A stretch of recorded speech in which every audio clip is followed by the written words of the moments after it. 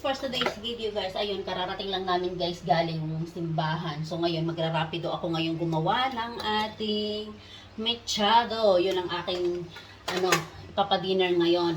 So ito guys, nanditong aking karne. Ayun na nga. Ayan, nakababa dito kahapon pa. Binabad ko to ng toyo, limon, salt and pepper. Yun lang. Yun lang ang ko. Tapos ngayon, i-drain ko muna siya dito. Ayan. I-drain muna natin bago tayo magluto ng mga ng mga ingredients natin. Napakasimple lang nito guys, tong ating ingredients. So, yung ating pinagbabaran, wag muna nating itapon. Guys, lang ako ngayon, rapido lang ako kasi wala na rin talaga akong content dahil nga wala na akong cooking lesson. Kasi nabisi ako guys sa pinagagawa naming bahay kubo sa Pilipinas. Ang ating retirement plan. Kasi mahirap naman, nandito tayo, 'di ba? So walang ipon, walang ganito, walang ganyan. So much better na pag mag-retire tayo, meron tayong uuwian na kahit bahay kubo lang, enough na yon. So, ayun na nga, andito na lahat ang ating meat. Huwag nating itapon ang shebew. So, una muna guys, ang i-prepare ko itong ating carrots. Kasi, anuhin muna natin to, balatan. Kasi kailangan i-fry ko muna to bago itong ating mga ingredients. So, tara, let's atin ng umpisahan. So, ito na nga yung ating patatas. Inilagay ko dito siya sa may tubig. Ibabad muna natin para hindi siya mangitim. Habang tayo ay magtatapos nitong ating mga ingredients pang iba, ang ating sibuyas. Pero ito muna guys ang ating una na ilulutuin. I-fry ko muna itong ating vegetables. So, yun na nga guys. Umpisahan na natin ang ating pag-fry ng ating carrots at ang ating patatas. Oh lala! Ayan. I-fry muna natin ko lang. Then, next, ang ilalagay natin naman ngayon ay yung ating meat. Lagay din natin sa yung pa rin. Natin ito, then i-fry na natin ang ating mga ingredientes. Ayan, so same kawali, ayan, maitim po siya guys kasi dahil po yan sa toyo natin. May mga toyo talaga tayo, in fairness. Look, ilalagay ko nitong ating onion. Ayan, hindi na ako nag-add pa ng ng tawag nito, ng aceite. So, dagdagan natin ulit. Namatay ang aking fire. Ay, so, kiwar ulit tayo dito guys. Ayan. So, dalawang kamatis lang itong nilagay ko guys. Then, lutuin muna natin siya hanggat madurog itong ating kamatis para mas maganda, mas masarap.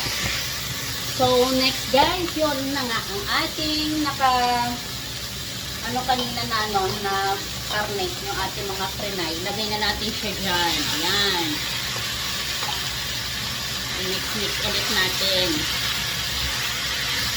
Oh, sarap nito. Tapos, ang ating first plate nito guys, mashed potato. Gagawa ko ng puree. Okay. Mas masarap to. Tapos, may sabaw. Sarap. So guys, ang kanyang sabaw, yung ating, yung pinambabat natin guys, yun yung sinabi ko sa inyo, wag natin itapon kasi ilalagay natin yan dito. Ayan. So, yan ang ating isasabaw. Look, ang kanyang mga ingredients pa. So, mag-add na ako ng water. Kasi may mga spices pa siya dito, oh. Hindi na natutunaw. So, ayan na nga. Ganyan lang. Tapos, hindi muna ako maglalagay guys ng ng asin, ng pimienta. Kasi daming pimienta ang nilagay ko dyan kanina. Ay, kagabi. Ayan. Then, palalambutin muna natin siya. So, see you later. Kalimutan ko, tatakpan pa pala natin ito. Oh my goodness. So, hasta después. So guys, ayun na nga. Medyo, hindi pa naman siya malambot, pero kailangan na nating ilagay ang ating gulay. Ito, yung ating kanina. Para lutuin pa natin siya dito. So, ayan. Guys, alam mo kanina, sabi ko nga, nakalimutan natin ilagay ang ating crushed tomato. So, inilagay ko siya. Hindi ko na naipakita. So, yun ang kulang natin na naipakita ko sa inyo kanina. So, ngayon guys, ito lutuin na lang natin siya ulit ng mga 12 to 15 minutes para pagluto lang siya ng ating mga gulay. So, takpan natin ulit and see you later. Sellers, guys! Kakaloka. Kinikilig ako sa ating ulam for tonight. Ayan, early akong nagluto para makapag-rest muna ako.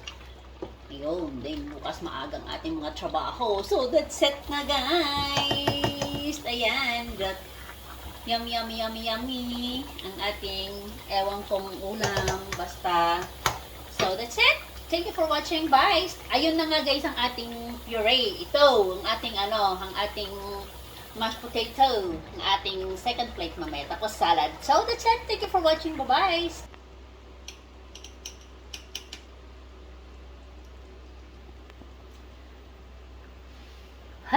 Ang init. Mainit.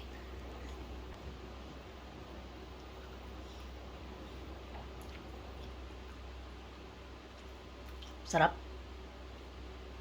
Sumasabit. Simpleng ingredients lang guys, di ba? Nilagay ko. Nakalimutan ko lang ilagay ang ating ang crushed tomato kanina. Ang sarap, medyo may asim, may ganun. Basta, aywan ko.